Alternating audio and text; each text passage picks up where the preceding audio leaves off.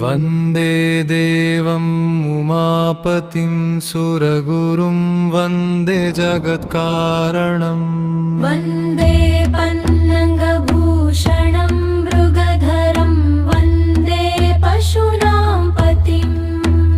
वन्दे सूर्यशशाङ्कवह्निनयनं वन्दे मुकुन्दप्रियम् वन्दे भक्तजनाश्रयं च वरदं वन्दे शिवं शङ्करम्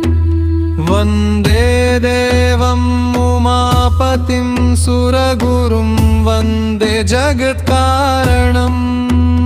वन्दे पन्नगभूषणं मृगधरं वन्दे पशूनां पतिम् वन्दे सूर्यशशाङ्कवह्निनयनं वन्दे मुकुन्दप्रियम् वन्दे भक्तजनाश्रयं च वरदं वन्दे शिवं शङ्करम् वन्दे देवम् उमापतिं सुरगुरुं वन्दे जगत्कारणम् वन्दे पन्नगभूषणं मृगधरं वन्दे पशूनां पतिम्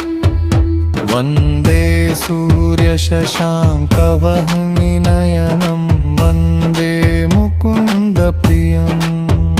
वन्दे भक्तजनाश्रयं च वरदं वन्दे शिवं शङ्करम् वन्दे देवम् उमापतिं सुरगुरुं वन्दे जगत्कारणम्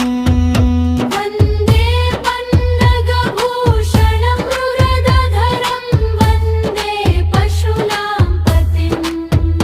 वन्दे सूर्यशशाङ्कवह्निनयनं वन्दे मुकुन्दप्रियम् वन्दे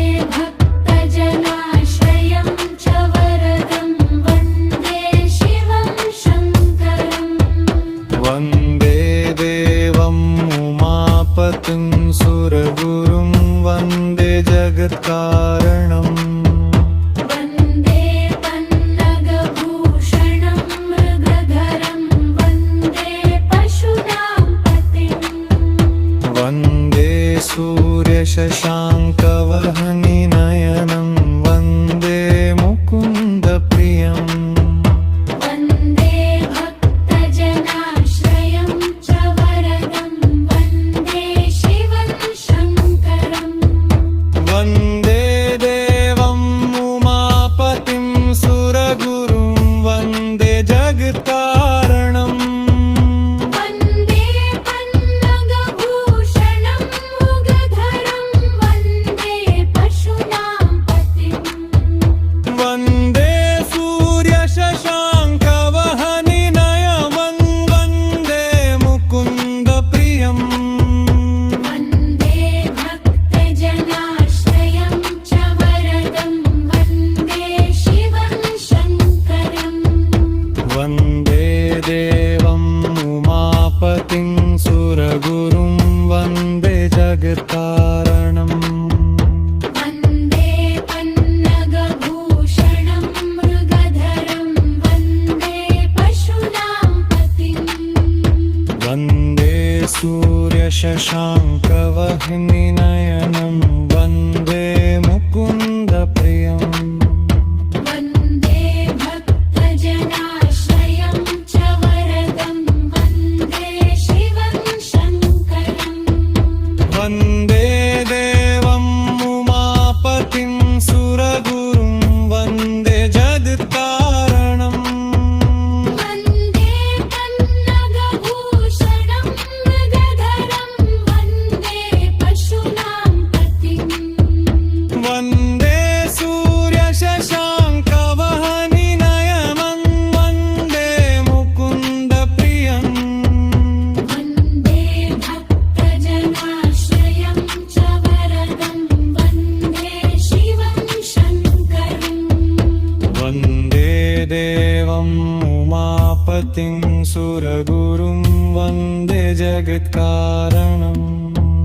वन्दे पन्न